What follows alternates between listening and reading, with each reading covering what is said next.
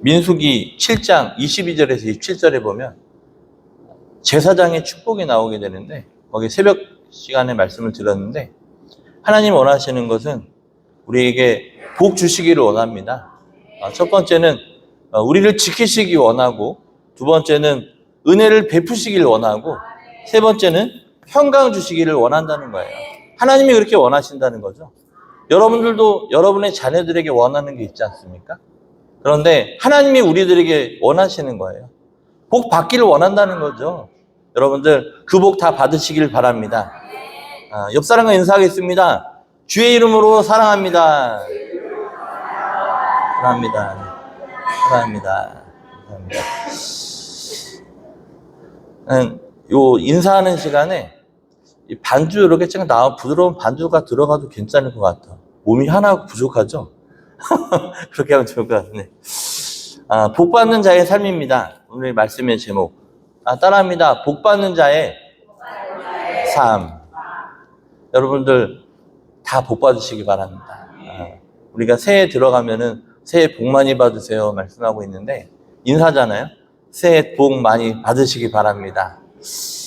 사실은 저희가 교회 이제 그 기간을 나눌 때 12월부터는 다음 회기로 들어갑니다. 사실 올해부터 12월 달은 새해가 된 거죠. 우리가 결산을 11월 달에 하게 되거든요.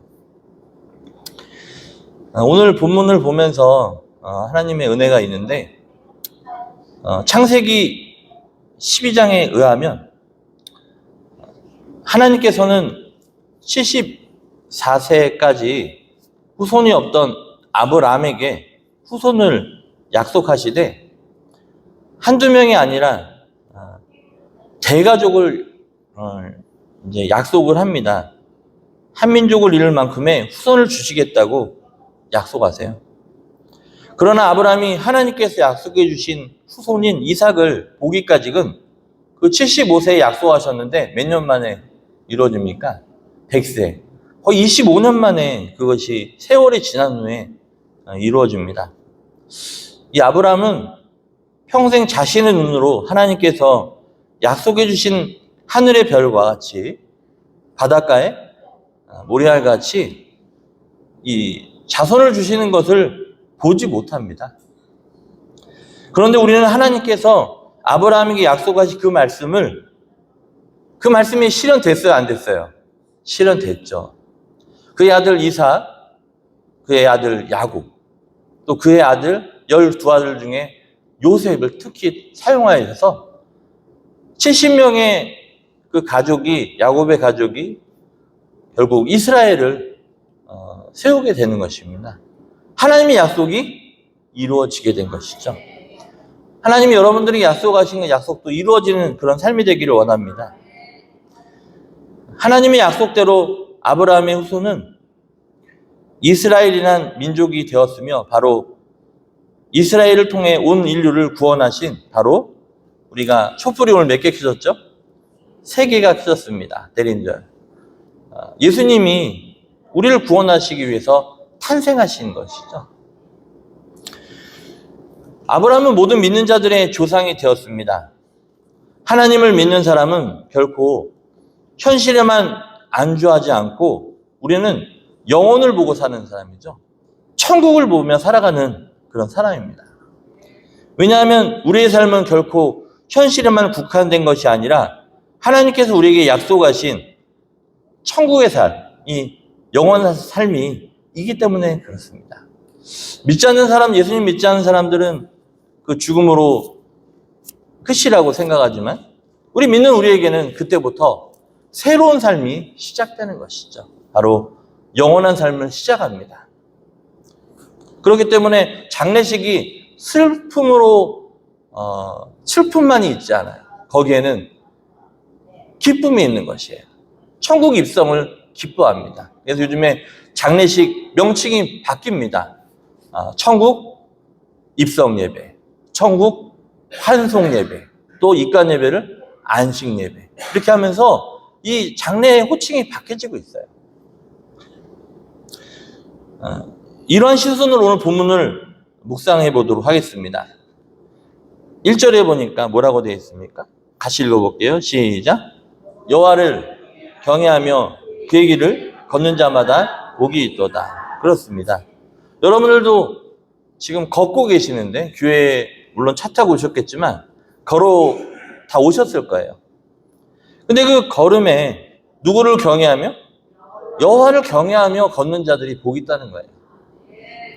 본문에서 시편 기자는 하나님을 경외하며 그의 길을 걷는 자가 복이 있다고 얘기하고 있습니다.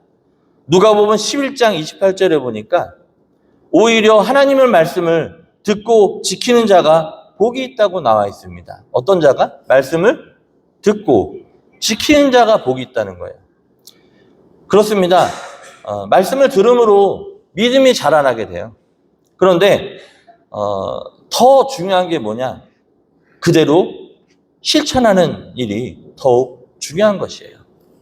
그래서 우리가 어떤 부흥회나 또 어떤 집회 같은 데나 또 뭐 예배를 통해서 우리가 말씀을 듣고 은혜를 받는데 유지가 되지 않는 이유가 바로 뭐냐? 그 말씀대로 살아가지 않기 때문에 그래요. 말씀을 들을 때는 내가 이렇게 살아야지 결단을 했다가도 다시 그것이 흐트러지고 무엇을 하지 않기 때문에 실천을 하지 않기 때문에 그래요. 우리의 발걸음은 누구를 경외하는 발걸음? 하나님을 경외하는 발걸음. 여러분은 교회 오시면서 그런 마음으로 오셨죠? 여러분들 축복합니다. 은혜를 유지하려면 어떻게 해야 됩니까? 바로 행하여야 된다는 것이에요. 성경은 얘기합니다. 실천하는 자가 반석 위에 집을 짓는다고 얘기해요. 말씀을 듣고 그 말씀이 사라지는 자는 모래에 집을 짓는다고 얘기를 하고 있습니다. 우리 은영교 성도님들은 다 실천하여서 반석 위에 집을 짓는 인생이 되기를 원합니다. 2절 말씀 같이 읽어볼게요. 시작. 내가 내 손이 수고한 대로 먹을 것이라 내가 복되고 형통하리로다. 근데 그렇습니다. 뭐라고 말씀하고 있는 거예요? 여러분들 손 이렇게 보세요. 손 이렇게 들어보세요. 손 이렇게. 이쁜 손 들어보세요. 이 손이 수고한 대로 먹을 것이라. 복되고 형통하리로다. 여러분들의 손이 복된 손이 되기를 축복합니다. 표준 세번역은 본문의 의미를 더 잘 알 수 있도록 이렇게 얘기하는데요. 네 손으로 일한 만큼 네가 먹으니 이것이 복이요 은혜이다. 이렇게 번역을 하고 있습니다. 직장인이 되어 첫 월급을 탈 때의 기분 여러분들 너무 오래돼서 잊어버리셨나요? 저도 기억이 나는데 그야말로 하늘을 날아갈 듯 합니다. 아무리 적은 보수일지라도 정말 뿌듯하고요. 왜 이런 기분이 들겠습니까? 내가 한 주 동안, 한 달 동안 흘린 무엇의 결과예요? 내 손으로 수고한 땀의 결과인 것이죠. 그거 내 손에 주어지는 것입니다. 요즘은 통장으로 바로 입금돼서 잘 모르겠지만 그 통장 정리할 때 그냥 소리가 나요, 안 나요? 그 찍히는 그 소리, 얼마나 그 소리가 아름다운지 몰라요. 평소에는 아름답지 않은데 얼마나 아름다운지 모릅니다. 그 받아본 분들, 수고의 대가를 받은 분들 아는 거죠. 그 월급에 주급에 담긴 봉투를 받을 때 그 기분, 또 그 소리의 그 기분, 이루 형용할 수가 없죠. 행여나 잃어버릴까 월급 봉투를 손에 꼭 쥐고 아무도 없는 곳에 가서 월급 봉투를 열어 그 안에 돈을 꺼내 그 사례비를 통해서 그 셀 때 그 기분 굉장히 흥분됩니다. 저도 이제 서울의 대강교회에서 그 첫 전도사 사례비를 받았을 때 그때는 봉투로 주셨어요. 그거 얼마 되지도 않지만 내가 그래도 사역해서 이거를 하나님이 주셨구나 하는 그 기쁨 지금도 있지 않아요. 제가 첫 월급 받은 거는 92년도 한림상고 3학년 때 이제 음악대학 사실 준비하다가 목이 다쳐가지고 이제 실가부에서 저에게 이제 범한 쇼핑이라는 무역회사를 소개해 줬어요. 그 남대문에 있는데 국제화재 빌딩 24층에 있거든요. 거기에 총무과 경리과로 해서 제가 직원으로 거기에 입사를 했습니다. 그래서 거기에서 일하고 한 달에 일하고 나서 받았던 몇 년도에? 92년도에. 지금 몇 년 전이죠? 그때 기분이 아직까지도 남아있어요. 사실 어제 카톡에 사실 딸이 카톡에 올라왔는데 본인이 이제 아르바이트에서 받은 주급의 통장이 딱 올라온 거예요. 얼마. 그래서 이거 헌금해야 되는 거죠? 이러는 거예요. 왜냐면 첫 것은 누구에게 드린다? 하나님께 드린다. 배운 거예요. 그러니까 이제 그래라 그래서 이제 그렇게 할 건데 얼마나 마음이 기쁘겠습니까? 그런데 또 더 감사한 건 뭐냐면 누구께 드린다? 하나님께 드린다. 하나님께서 아담과 하와를 에덴 동산에서 내려보시면서 아담에게 이렇게 얘기합니다. 창세기 3장 19절에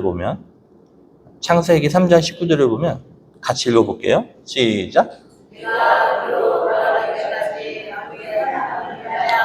먹을 것이 내가 그것에서 취함 입었습니다. 아멘. 뿌린 만큼 거두는 것이 바로 하나님의 법칙입니다. 여러분들 교회에서 하나님께 심으시길 바래요. 기도 심으면요, 나중에 위기 순간에 그 기도 활용할 수 있어요. 예배를 심잖아요. 그 예배가 그런 간증을 들었어요. 이제 젊은 30대인데 부모님이 이제 목회자니까 예배를 이제 드린 거죠, 계속. 근데 그때는 몰랐는데 수요 예배까지 드려야 돼? 그런데 수요 예배도 순종하고 드렸던 거예요. 나중에 고백합니다. 그 예배 드린 게 나의 인생의 힘이었다. 하나님께서 역사하셨다. 평소에는 모릅니다. 여러분들 콩나물 키워봐서 아시죠? 콩나물 거기 뭐를 부어요? 물을 부으죠. 그러면 어떻게 됩니까? 콩나물이 자라게 되죠. 잘 모르는데 그렇게 커지는 거예요. 믿음도 그렇습니다. 예배 시간에 말씀 듣고 기도 시간에 심으면 여러분들 하나님께서 그 수고 헛되게 안 된다는 것을 약속하셨어요. 갈라디아서 6장 7절에 보면 사람이 무엇으로 심든지 그대로 거두리라. 선한 것만 그런 것이 아닙니다. 악한 것 심으면 또 악한 거 악해 거둬. 우리는 뭐를 심어야 돼요? 선한 것을 심어야 되죠. 디모데에게 바울이 얘기하죠. 선을 행하고 선한 사업을 많이 하고 나눠주길 좋아하며 좋은 터 그것이 너그러운 자가 되어서 그것이 장래에 좋은 터를 쌓아 참된 생명을 취한다 말씀하고 있어요. 네. 하나님께서 여러분들에게 주신 그런 달란트들 잘 사용해 주시기 바랍니다. 어제 이제 우리 김영희 집사님 오셔서 교회를 측량을 했어요. 근데 잘 아시는 분을 이제 소장님을 모시고 왔는데 그냥 대가를 안 주고 그냥 관계 때문에 와서 저 추운데 따라다니는데 너무 춥더라고요. 그래가지고 귀 마개도 하고 막 장갑도 끼고 막 하는데 그분은 그런 것도 안 하시고 막 1시간 가까이 이렇게 다니시면서 일을 하시는 거예요. 그런데 집사님 보고서 와서 그냥 해주신 겁니다. 감사하지 않습니까? 그런데 그분이 이제 하면서 제가 우리 은영교회를 소개하면서 예수 믿으세요 하면서 유튜브도 소개해드리고 하는데 그래도 참 좋으시더라고요. 본인이 그래 좋게 받아들이시는 걸 보면서 여러분들 하나님이 지금도 일하심을 믿으시기 바랍니다. 우리 3절 말씀 같이 읽어볼게요. 3절 시작. 내 집 안방에 있는 내 아내는 결실한 포도나무 같으며 내 식탁에 둘러앉은 자식들은 어린 감람나무 같으리로다. 아멘. 이 본문에서 포도나무는요, 다산을 의미합니다. 다산. 자궁에서 태아가 생성되고 아이로 출산하기까지 이 모든 과정은 하나님의 개입이 없다면 절대 불가능한 일입니다. 기적인 것이죠. 의사가 얘기해요. 의사가 얘기하는데 의사들은 대부분 보면은 예수님을 믿어요. 왜냐하면 자기가 할 수 없는 일이 있는 거예요. 의사라도. 누가 하셔야 돼요? 하나님이 하셔야 돼요. 그 기적이 바로 우리 집 안방에 내 아내를 통해 이루어진다는 것 자체가 기쁨이요 행복 아니겠습니까? 여기 이제 감람나무라고 되어 있는데, 감람나무라고 불리는 이 올리브 나무는 오랜 시간 동안 전통과 역사의 대명사로 평화와 불멸의 상징으로 여겨져 왔습니다. 이는 강한 생명력으로 척박한 환경에서도 잘 자라고 수명이 길어 평균 600년 이상 사는데, 저도 성지순례 이제 2014년도에 갔었는데, 그 감람나무를 소개를 받으면서 그 예루살렘의 올리브 언덕에 있는 것은 약 2000년, 또 이탈리아에 있는 그런 감람나무는 무려 3500년이 넘는 나무도 있다고 하니까 불면의 상징으로 여겨질 만하도 하죠. 여기 성경에는 지금 얘기하고 있습니다. 감람나무. 낮에 땀을 흘리며 일할 수 있는 일터가 있다는 것 자체가 감사해야 할 일입니다. 여러분들 일할 수 있다는 거 얼마나 감사합니까? 일하고 싶은데 일 못하고 계신 분도 있잖아요. 일할 수 있는 게 얼마나 감사합니까? 그리고 일을 마친 후에 귀가할 가정이 있다는 것, 그것 역시 감사한 일입니다. 가정이 없는 분도 계시죠. 그래서 길거리에서나 아니면 전철역 앞이나 이런 데서 그렇게 노숙자로 사시는 분도 있죠. 게다가 가정에는 자신을 기쁘게 해줄 맞이할 아내가 있습니다. 남편이 있습니다. 그런데 집에는 아내뿐만 아니라 자식들도 있는 것이죠. 식사 시간이 되어 식탁에 모여 식사하는 그런 모습이야말로 평화와 기쁨이 가득하지 않습니까? 그리고 이 자식들이 어린 감람나무와 같다는 것은 바로 자식들이 아름답게 성장함을 의미하고 있습니다. 여러분들의 가정의 자녀들이 다 아름답게 성장하기를 주님의 이름으로 축복합니다. 이 세상에 이보다 더 평화스럽고 행복한 삶이 어디에 있겠습니까?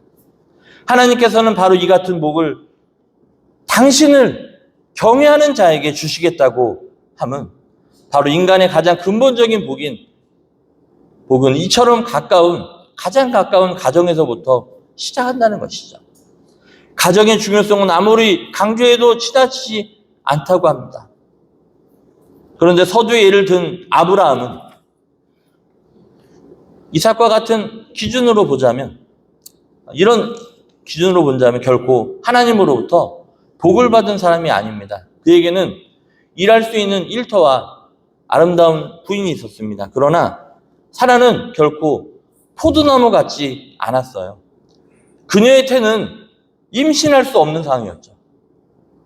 또 식탁에는 아브라함과 사라 단둘 외에는 아무도 없었습니다. 어린 감람나무와 같은 자식을 기대조차 할 수 없는 그런 상황이었었다는 것이죠. 즉 아브라함 부부는 본문의 말씀대로라면 하나님을 경외하지 않는 사람이었기 때문에 이 같은 복을 받지 못했을까요? 아니죠. 하나님을 경외하는 아브라함 부부는 보이는 것으로 보면 실패한 사람처럼 보입니다. 그러나 보이는 것만으로만이 다가 아니라는 것이에요. 이 세상은 보이는 것보다 보이지 않는 것들이 훨씬 많다는 것이죠. 아브라함에는 보이지 않는 믿음의 눈이 있었다는 것입니다. 5절, 6절 말씀 같이 읽어보겠습니다. 5절, 6절 시작. 여호와께서 시온에서 내게 복을 주실지어다. 너는 평생에 예루살렘의 번영을 보며 내 자식의 자식을 볼지어다. 이스라엘에게 평강이 있을지로다. 아멘. 여러분들 시온에서 복을 주신다 말씀합니다. 이 은영교에서 복을 받으시기 바랍니다. 너는 평생에 예루살렘의 번영을 보며 여러분들 삶 속에 번영을 보며 사는 그런 인생이 되길 원합니다. 또 이스라엘의 평강이 있을지로다. 여러분들 옆 사람의 이름을 불러주시면서 평강이 있기 원합니다. 평강이 있기 원합니다. 평강이 있을지로다. 평강이 있을지로다. 하나님 약속하셨죠. 어떤 자에게 여호와를 경외하는 자. 하나님의 말씀이 비록 내 머리로는 불가능하게 여겨지고 내 눈으로는 볼 수 없음에도 불구하고 그분의 말씀을 내 가슴으로 그대로 받아들여 믿는 것 자체가 바로 하나님을 경외하는 것이에요. 바로 이렇게 하나님을 경외하는 사람만이 거시적인 그런 영의 눈을, 안목을 가질 수 있다는 것입니다. 이런 안목을 소유한 사람은 현실의 자신을 올가매기지 않는다는 것이죠. 그거를 자유함을 느끼게 됩니다. 우리의 삶이 우리의 죽음과 더불어 끝이라면 당연히 현실에 직작해야 할 것입니다. 그러나 우리를 대속하시고 죽음에서 부활하신 예수님은 우리에게 영생을 약속하셨습니다. 그 이름을 믿는 자에게 천국이 있음을, 구원이 있음을, 영생이 있음을 말씀하고 있는 것이에요. 따라서 우리의 시야는 현실을 넘어선 천국을, 영혼을 바라볼 수 있게 되기를 주님의 이름으로 축복합니다. 한 번 더 인사할까요? 권사님의 눈은 천국을 바라보시기 바랍니다. 아멘. 눈에 보이는 것을 보고 사는 것이 아니라 아브라함처럼 믿음의 눈, 영의 눈을 가지시고 그것을 하나님의 축복을 다 받아들이며 살길 원해요.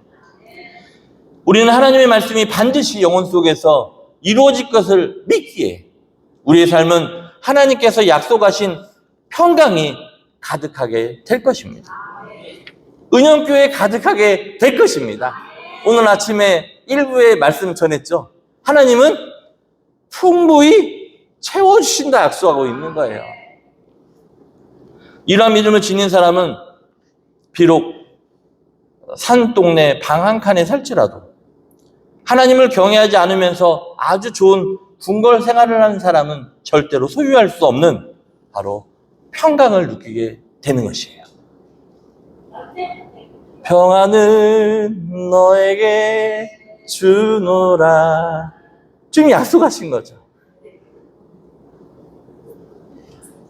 왜냐하면 진정한 평강은 바로 하나님의 말씀을 그대로 믿는, 하나님을 경외하는 사람에게만 하나님이 주시기 때문에 그렇습니다.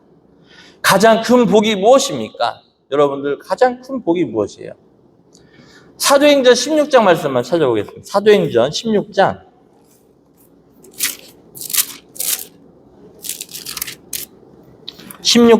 32절에서 34절 말씀 같이 읽겠습니다. 시작. 주의 말씀 그 사람과 그 집에 있는 모든 사람에게 전하여 그만 그 시각에 간수가 그들을 데려다가 그 맞은 자리를 씻어주고 자기와 그 온 가족이 다 세례를 받은 후 그들을 데리고 자기 집에 올라가서 음식을 차려주고 그와 온 집안이 하나님을 믿음으로 크게 기뻐하니. 아멘. 이 간증이 여러분들의 가정이 되길 원합니다. 온 집안 식구들이 다 예수님 믿고 세례받는 역사, 구원받는 역사가 나타나게 된 것이에요. 그들이 크게 기뻐하는 인생이 되게 되어진 것이죠. 내년에 이제 우리가 절기가 있는데 특별히 성탄절이나 부활절 같은 때 세례받는 성도들이 쏟아져 나오기를 축복합니다. 우리 그래서 그 얘기는 뭐예요?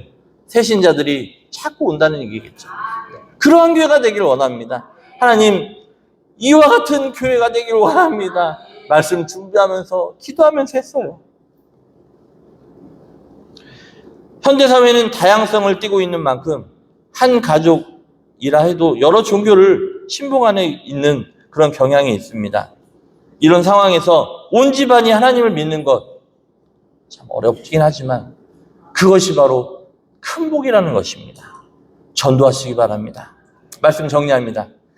하나님이 약속한 복은 오늘 보면 시편 2절에 말씀한 것처럼 건강과 사업장의 성공을 이루어 가십니다.